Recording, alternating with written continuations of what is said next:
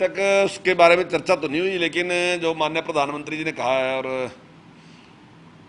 जो 12वीं क्लास की परीक्षाएं हैं उनको कैंसिल जिस प्रकार से किया गया है, तो अब जैसे हमने और क्लासों का जैसे मैट्रिक का हम कर रहे हैं, इंटरनल असेसमेंट में जिस प्रकार से उनका रिजल्ट घोषित करेंगे, उसी प्रकार से हम +2 का भी रिजल्ट उसी प्रकार से घोषित करेंगे। लेकिन उसमें हमने एक ऑप्शन बच्चों को हम देंगे कि अगर कोई बच्चा पेपर देना चाहता है, उसको लगता है कि इंटरनल असेसमेंट में उसके जो नंबर है वो कम है और उसकी तैयारी बहुत अच्छी थी और उसके नंबर ज़्यादा आ सकते थे, तो उस बच्चे को मौका देंगे कि वो पेपर दे सकता है, लेकिन जब स्थिति पूरी तरीके से सामान्य हो जाएगी, नियंत्रण में हो जाएगी, तब उसको बच्चे को मौका दे सकेंगे। नहीं, जो मैट्रिक के लिए फार्मूला अपनाया गया ना वही फार्मूला अपनाया जाएगा। और अभी उस पर चर्चा होनी है, अभी हुई नहीं है, चर्चा होनी है अभी, लेकिन अगर कोई छोटा मोटा कोई परिवर्तन करना होगा तो उस पर विचार कर लेंगे, लेकिन नहीं तो जो मैट्रिक के लिए नियम अपनाए वही। जो उसकी परफॉर्मेंस है 1 साल की ना, जो उसका उस टाइम की है, उसको ही आधार मान के ना जी, तो उसी के हिसाब से उसको इंटरनल असेसमेंट उसी के हिसाब से मतलब उसको नंबर दिए गए। नहीं अभी नहीं, अभी तो देखिए 15 तारीख तक तो मैट्रिक के रिजल्ट आएगा, उसके बाद ही। हाँ नहीं, आपकी बात सही है, लेकिन जिस प्रकार की परिस्थितियां हैं इस टाइम पूरे देश में, और माननीय प्रधानमंत्री जी ने उसका पूरा उसकी समीक्षा करके उसकी सारी बातचीत करके उसके बाद उन्होंने निर्णय लिया है।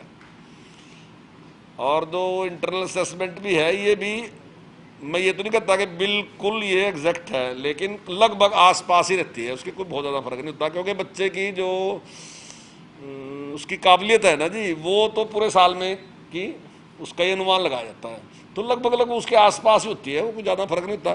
मैं ये नहीं कह रहा कि कहीं 100% वही है, कई बार बच्चे की तैयारी करके उससे ज़्यादा भी कर लेता है वो बाद में तैयारी करके, लेकिन लगभग आसपास ही रहती है वो, उससे ही अनुमान लगाया जाएगा। कभी 1-2-4 दिन में जैसे ही बैठेंगे तो अधिकारी बैठ के बातचीत कर लेंगे उसके बारे में, तो जल्दी उसका निर्णय कर देंगे। जो ये संस्था है जो इस प्रकार का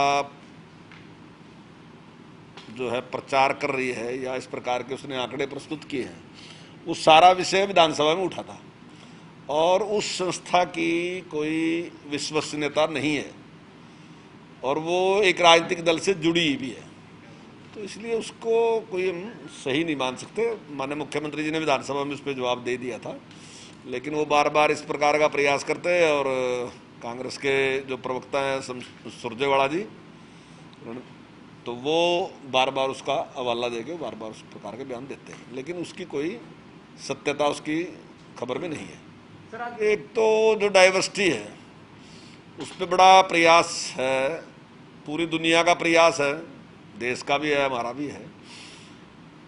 पिछले कुछ सालों में इस बात पे तो ध्यान रहा कि ग्रीनरी होनी चाहिए, लेकिन एक गलती होती रही, मैं किसी पे आरोप नहीं लगा रहा इस बात का, ये वैसे ही होती रही, उसकी तरफ ध्यान नहीं था, तो एक टाइप के प्लांट हमने बहुत ज़्यादा लगा दिए, जैसे सफेदा हमने बहुत ज़्यादा लगा दिया और दूसरे जो पेड़ थे वो कम लगा दिए, और जैसे जैसे एक चेंज आया, भौतिकता आई, तो किसान ने भी वो पेड़ लगाने शुरू कर दिए जिससे उसको आमदन थी, जैसे सफेदा था, पॉपुलर था, उसने भी उस पर जोर लगा दिया और विभाग ने भी उसी की तरफ जोर लगा दिया, तो ऐसे बहुत से पेड़ हैं जो बीच में समाप्त हो गए। तो हमने उस पर विचार किया और अब इस पर काफ़ी पूरे देश में इसके बाद इस पर काफ़ी चर्चा रही, तो हमारा एक सोच थी कि भाई इसमें हमने एक तैयारी करनी चाहिए और ज़्यादा जो वैरायटी के हैं उनकी पौध तैयार करनी चाहिए। अब की बार हमारे पास 100 किस्म के पेड़ जो हैं उनकी पौध है हमारे पास, और जो मैक्सिमम प्लांटेशन जो हम करेंगे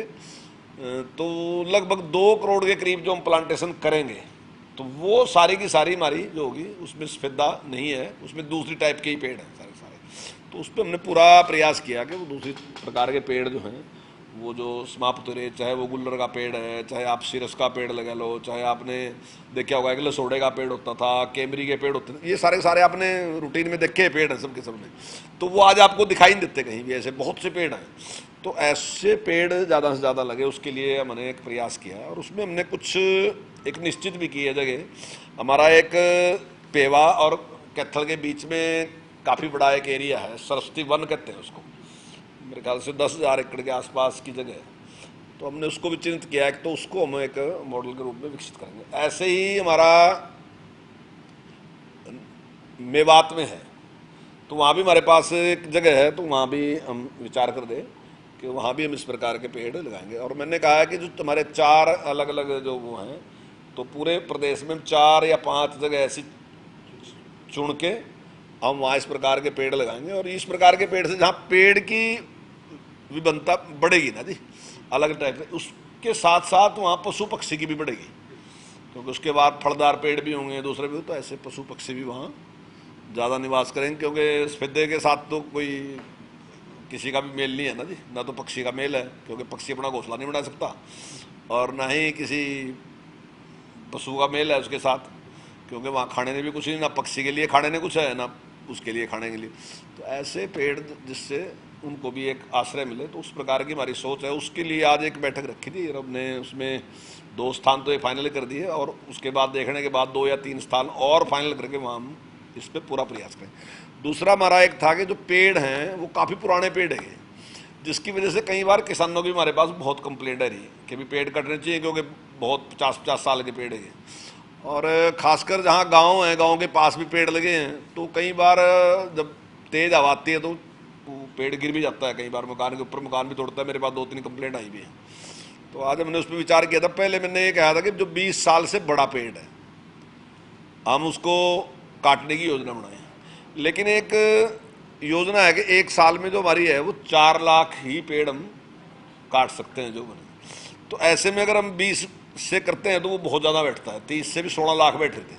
तो आज हमने एक निर्णय किया, मैंने कहा 40 साल से बड़े जो पेड़ हैं सफेदे के, तो उन्हें काटने की योजना भी बनाएंगे, क्योंकि वो 4 लाख के करीब है। तो हम उसके ऊपर ही योजना बना रहे, और आगे आगे उसमें प्लांटेशन करना, दूसरा उसकी तैयारी करना, क्योंकि वो बहुत उम्र के पेड़ है वो, उससे किसान भी काफ़ी परेशान है। और दूसरा मैंने ये भी कहा है कि जो भी किसान की साइड के पेड़ हैं, तो जब भी वो कटेंगे तो किसान से बातचीत करके उसकी छूट उसमें रखनी, ताकि उसको उसका शेयर जो है वो, मतलब हमारा मानना ये है कि उनको थोड़ा ज़्यादा मिलना चाहिए शेयर बजाय सरकार के। तो पहले ये था कि सरकार की चॉइस होती थी, अब सरकार की बजाय हम किसान की चॉइस करेंगे। तो जहाँ भी पेड़ कटेंगे उनकी चॉइस करेंगे। बिल्कुल बिल्कुल। पिछली बार हमने 1100 गाँव चुने थे उसके लिए, तो अब की बार हमने 2200 गाँव चुने हैं। और हमारा प्रयास है कि अगले साल हम सारा का सारा जो ग्रामीण क्षेत्र है हमारा हम कंप्लीट कर देंगे। और उसमें किसी भी गांव में जहाँ भी खाली जगह है, चाहे वो कहीं भी है, चाहे वो मंदिर में है, चाहे मस्जिद में है, चाहे गुरुद्वारे में है, चाहे गांव की वैसी ज़मीन है, और चाहे वो शमशान घाट में, जहाँ भी पेड़ लग सकता है हम सारी जगह वहाँ पेड़ लगाएंगे, उसको कंप्लीट करेंगे। और उसके लिए हमने पिछली बार भी वृक्ष मित्र भी रखे थे, तो अब की बार भी उस प्रकार से उसकी सुरक्षा के लिए काम करेंगे। 3 करोड़ से ज़्यादा पेड़ का हमारा टारगेट है लगाने का। उसमें 2 करोड़ से ज़्यादा हम सीधा हम लगाएंगे, और 1 करोड़ के आसपास हम किसान को उपलब्ध कराएंगे। जो अच्छी वैरायटी के पेड़ हैं, जैसे क्लोन वाला सफेदा है, वो कराएंगे उसको उपलब्ध। जैसे पॉपुलर है वो, जो जिससे उसको आमदनी, वो उस प्रकार का उसको उपलब्ध कराएंगे। और बाकी सारे जो मैंने आपसे कहा है उस वैरायटी के पेड़ हम लगाएंगे। यानी जन भागीदारी के साथ। बिल्कुल बिल्कुल, जन भागीदारी। जी जी जी।